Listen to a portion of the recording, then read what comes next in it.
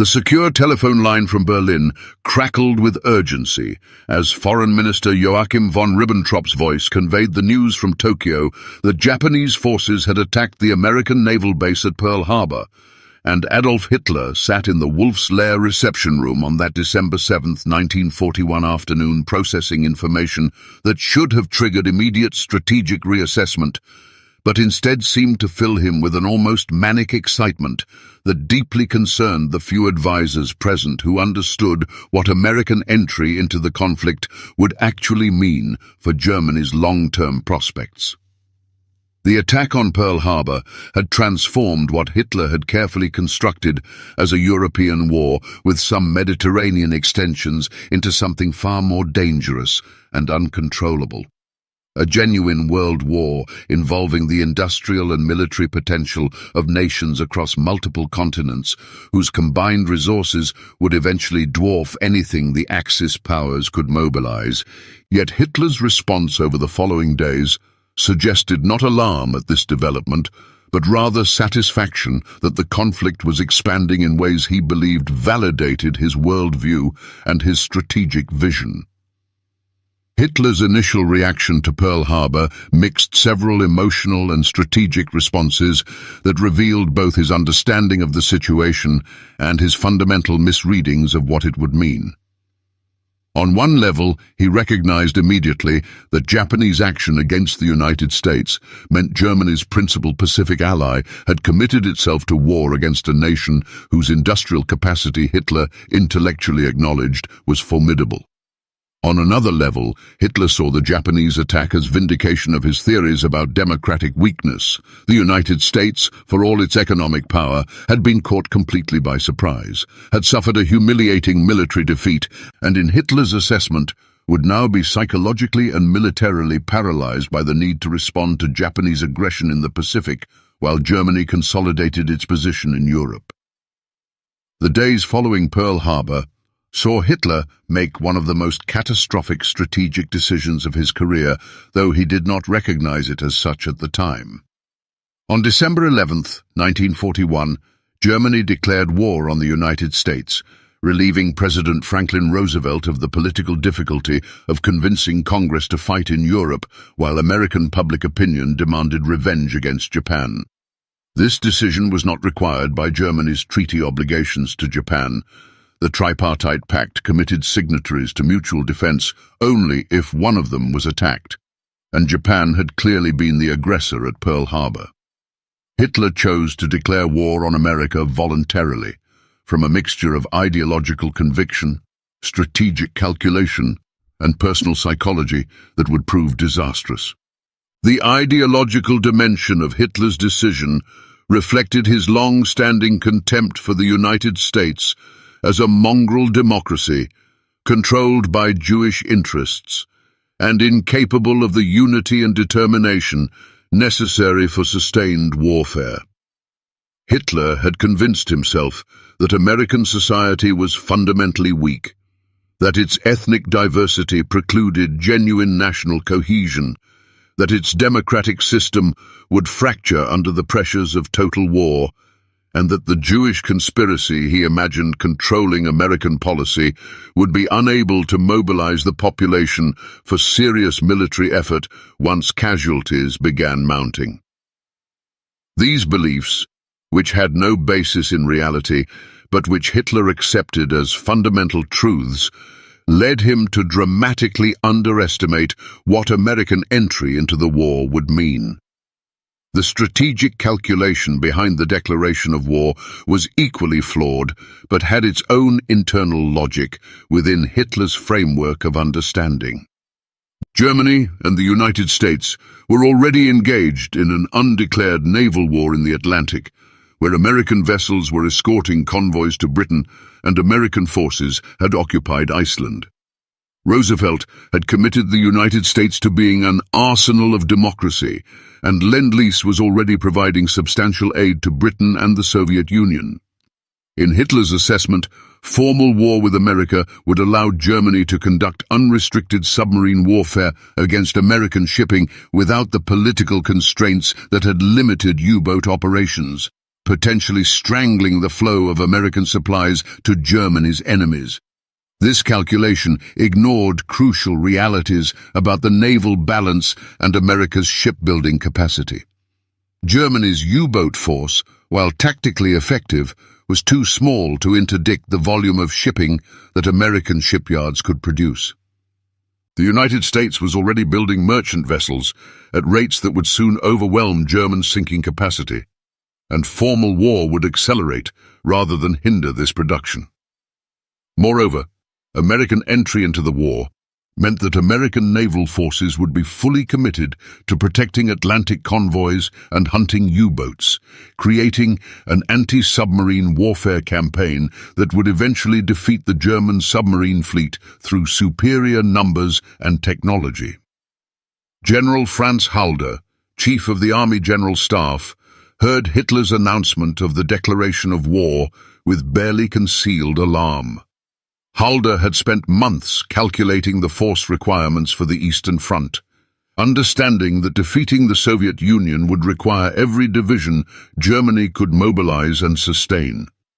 The prospect of simultaneously fighting the United States, a nation with 3 times Germany's population, vastly greater industrial capacity, and essentially unlimited access to strategic resources, meant that Germany would be waging a 2-front war against enemies whose combined strength exceeded German capabilities by orders of magnitude. Halder's attempts to convey these concerns to Hitler were dismissed with the Führer's characteristic confidence in will over material factors. Yes, America had industrial capacity, but it would take years to convert that capacity to war production and to raise and train armies capable of fighting in Europe. Yes, American resources were substantial, but they were geographically distant and would require naval supremacy to project across the Atlantic. Supremacy that German U-boats would contest. Yes, American population was large, but it was soft, pampered by peacetime prosperity, and would lack the martial spirit and ideological commitment that characterized German soldiers fighting for National Socialist ideals.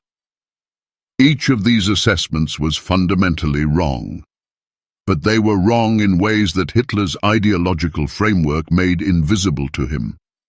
American industrial conversion to war production would proceed with a speed that exceeded German expectations, precisely because democratic capitalism proved more efficient at economic mobilization than Nazi central planning. American military training would transform civilians into effective soldiers in months rather than years, because American emphasis on education and technical competence created a population that could rapidly absorb military skills. American soldiers would fight with determination equal to or exceeding German troops, motivated by genuine belief in democratic values rather than by the coercion and indoctrination that increasingly characterized Wehrmacht motivation. Grand Admiral Erich Raeder, commanding the Kriegsmarine, understood better than most German leaders what war with America would mean for naval operations. Raeder had advocated for years for a balanced fleet that might challenge British naval supremacy, but his Z plan for massive naval expansion had never received the resources necessary for implementation.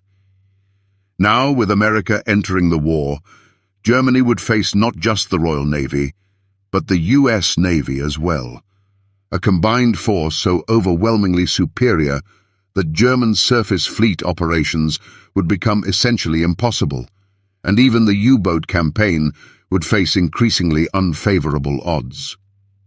Raeder's concerns about American naval power were well-founded, but understated the true implications.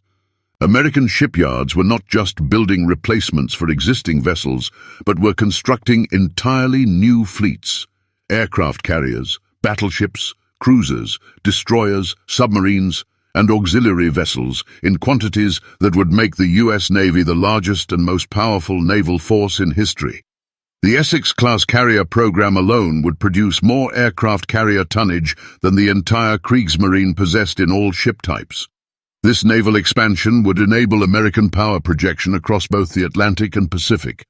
would ensure that Lend-Lease supplies reached their destinations, and would eventually provide the naval support necessary for amphibious invasions of Axis-held territory. The economic dimension of American entry into the war represented perhaps the most significant long-term threat to German prospects, though this was less immediately obvious than military factors. The United States possessed steel production capacity approximately 10 times that of Germany, oil production that dwarfed Axis access to petroleum, and industrial infrastructure that could be converted to war production without the vulnerability to strategic bombing that increasingly hampered German manufacturing. Moreover, American economic mobilization would not just support American forces, but would provide material to all Allied nations through Lend-Lease, effectively multiplying American industrial advantage by enabling Allies to concentrate their own production on areas where they had comparative advantages.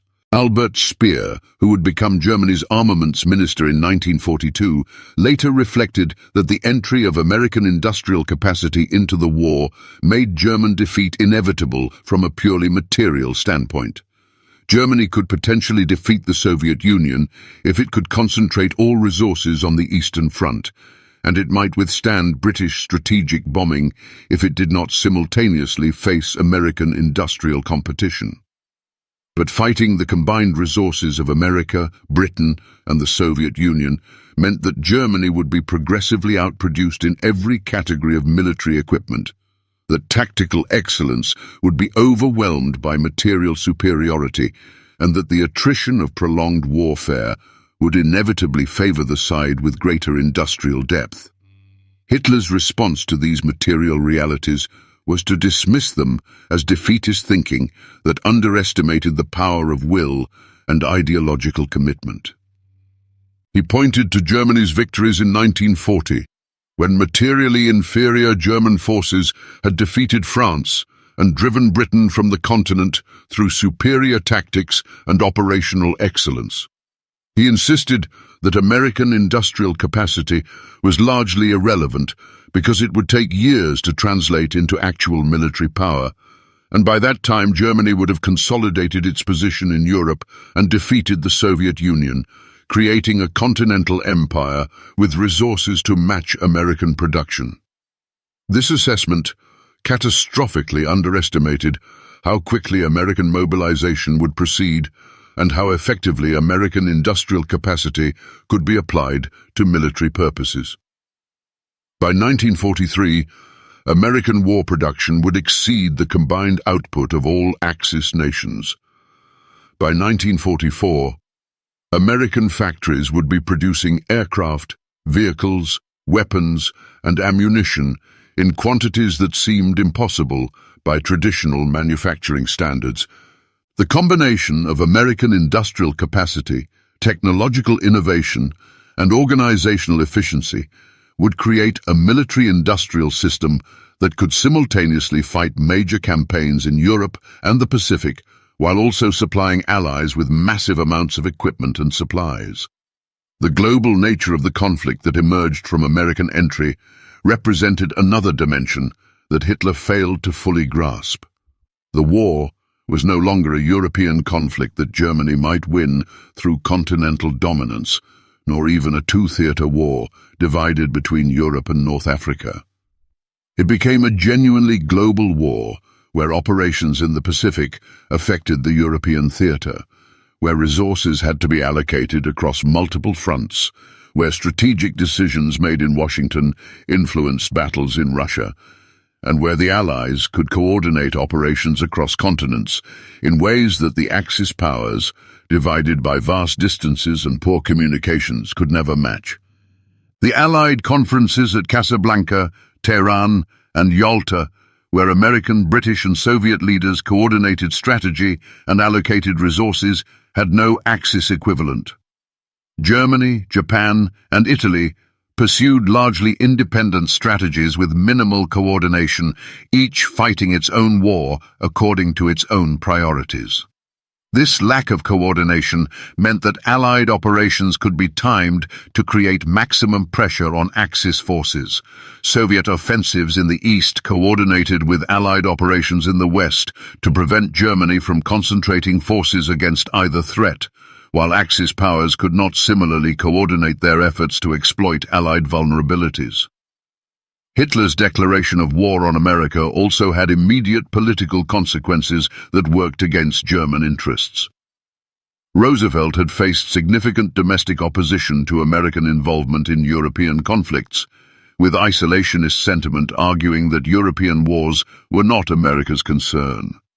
Pearl Harbor had united American opinion against Japan, but extending that unity to include war against Germany required Roosevelt to make the case for why Americans should fight in Europe when Japan had been the actual aggressor.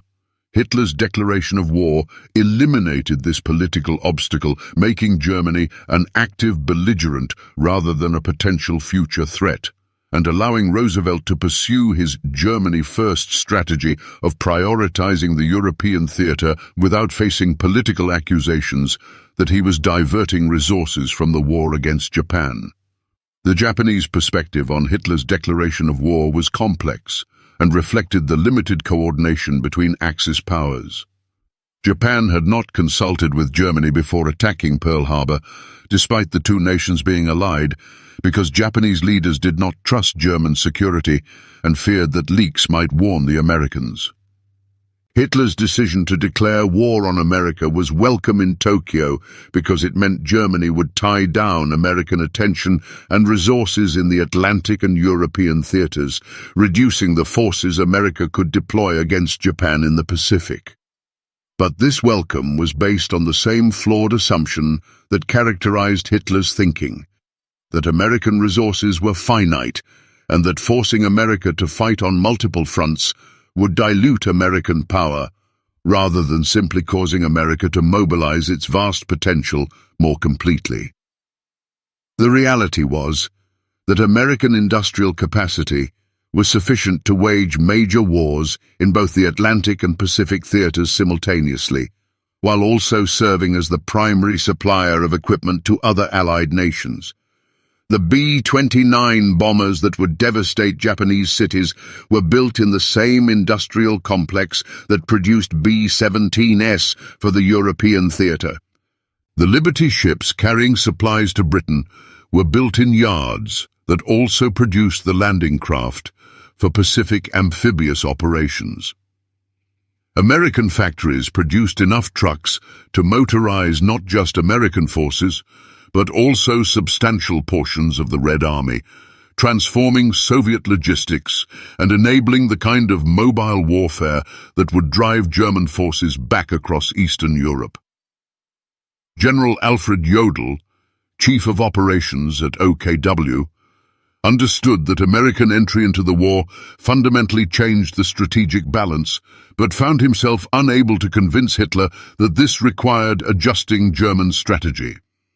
Jodl's calculations showed that Germany could not simultaneously defeat the Soviet Union, defend against eventual American-British invasion of Western Europe, maintain occupation forces across the continent, and conduct naval warfare against Allied shipping.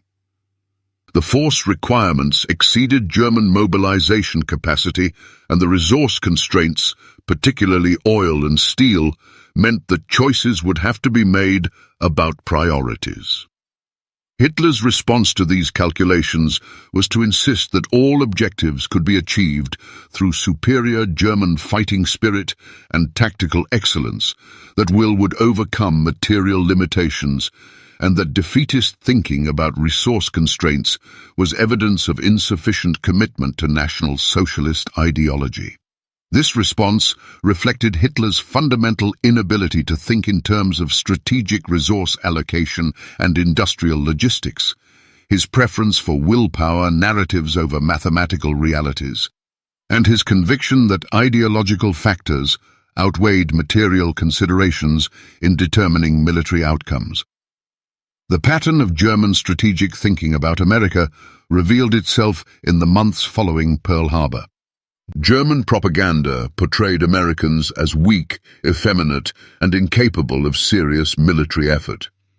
German military planning assumed that American forces would require years to become combat effective, and that even then would be qualitatively inferior to German troops. German intelligence assessments dramatically underestimated American industrial capacity and the speed of American military mobilization. Each of these judgments was shaped by ideological preconceptions rather than objective analysis, and each would prove catastrophically wrong. When American forces first engaged German troops in North Africa in late 1942, the initial encounters seemed to validate German assessments. At Kasserine Pass in February 1943, inexperienced American units were badly defeated by veteran German forces, suffering heavy casualties and retreating in disorder. Hitler seized on these early American setbacks as proof that his assessment of American military weakness was correct, that even with superior equipment, American soldiers could not match German tactical excellence, and that American entry into the war posed no serious threat to German dominance in ground combat. This assessment ignored the crucial fact that military forces learn and improve through combat experience, and that American institutional culture emphasized rapid incorporation of lessons learned. The American units defeated at Kasserine in February fought far more effectively by the time of the Tunisia campaign's conclusion in May, just 3 months later. The learning curve was steep and accelerating, with American forces developing tactical proficiency that would make them increasingly dangerous opponents as the war progressed. By 1944, when American forces landed in Normandy, they bore little resemblance to the inexperienced troops who had struggled in North Africa. They had learned amphibious warfare through operations in Sicily and Italy, had developed combined arms tactics through hard experience, and possessed equipment and logistical support that exceeded anything German forces could match. The same organizational capacity that had enabled rapid industrial mobilization also enabled rapid military learning, creating armed forces that improved continuously, while German forces, increasingly starved of resources and replacements, could only decline in effectiveness. The grand strategic error of Hitler's declaration of war on America became progressively clearer as 1942 turned to 1943 and 1943 to 1944. Germany found itself fighting enemies on multiple fronts whose combined resources it could not match, whose industrial production it could not compete with, whose strategic flexibility it could not counter, and whose determination to achieve unconditional surrender made any negotiated peace impossible. The European war that Hitler had sought to keep limited and winnable had become a global conflict that Germany could only lose. And Hitler's own decision to declare war on America had been crucial in creating this strategic catastrophe.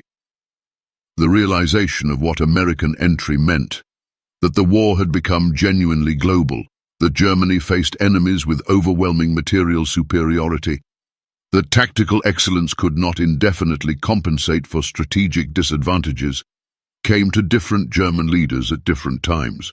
Some understood immediately in December 1941, others recognized it after Stalingrad or after the Normandy invasion, and some never fully grasped it until Soviet and American forces were fighting in the ruins of Berlin.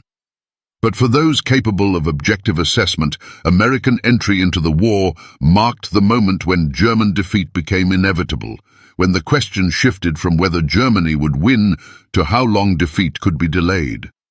Hitler himself showed moments of recognizing these realities in his private comments to close associates, particularly in the war's later years, when strategic situation had become obviously hopeless. He occasionally acknowledged that American industrial capacity was indeed formidable, that fighting the combined resources of America, Britain, and the Soviet Union had proven more difficult than anticipated, that perhaps declaring war on America had been premature. But these moments of clarity were always temporary, quickly replaced by returns to the comforting narratives of German superiority, Jewish conspiracy, and ultimate victory through will and determination. The final irony was that Hitler had spent years trying to avoid precisely the kind of multi-front global war that his declaration of war on America had created. His early strategic moves, the pact with Stalin, the focus on defeating France before turning to Britain, the attempts to keep America neutral through avoiding provocations, had all been designed to prevent Germany from fighting simultaneous wars against multiple major powers. Yet through a combination of ideological blindness, strategic miscalculation, and personal psychology, Hitler had brought about exactly the strategic situation he most feared, creating a genuine world war that pitted Germany against enemies whose combined strength made German defeat not just probable, but mathematically certain. When Hitler realized America's entry meant a world war, he was realizing something he should have understood before declaring war on December 11, 1941. But his ideological framework, his contempt for democratic societies, his conviction that will trumped material factors, and his fundamental inability to accurately assess enemy capabilities led him to make a decision that doomed Germany to fight a war it could not win against enemies it could not defeat. The world war that resulted from American entry would eventually involve over 50 nations, would be fought across 6 continents, would claim over 60 million lives, and would end with Nazi Germany's total destruction, an outcome that became inevitable the moment Hitler declared war on the nation, whose industrial and military potential would prove decisive in determining the conflict's outcome.